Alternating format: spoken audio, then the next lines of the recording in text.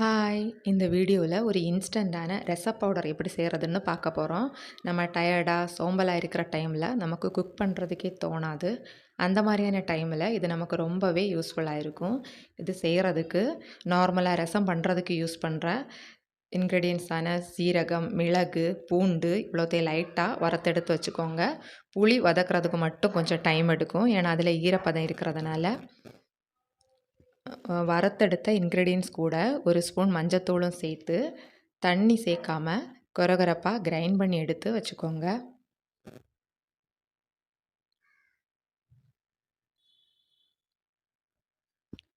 அப்புறமா இதில் தாளிக்கிறதுக்கு நல்லெண்ணெய் யூஸ் பண்ணிக்கோங்க. அப்போ தான் ரொம்ப நாள் வரைக்கும் கெட்டு போகாமல் ஃப்ரெஷ்ஷாக இருக்கும்.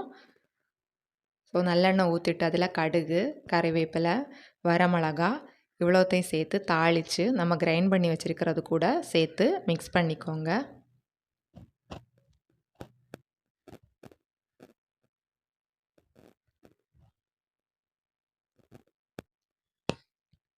அப்புறம் இதை ஒரு ஏர்டைட் கண்டெய்னரில் சேர்த்து ஃப்ரிட்ஜில் வச்சு யூஸ் பண்ணிட்டு வந்தோன்னா 7 மந்த்ஸ் வரைக்கும் கெட்டு போகாமல் ஃப்ரெஷ்ஷாக இருக்கும்.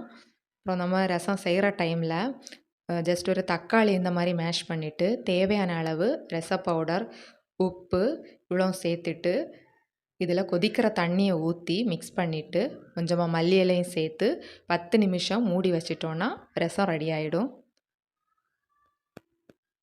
இந்த வீடியோ உங்களுக்கு யூஸ்ஃபுல்லாக இருந்துச்சுன்னா லைக் பண்ணுங்கள், ஷேர் பண்ணுங்கள், எங்களோட சேனலை சப்ஸ்கிரைப் பண்ணுங்கள்.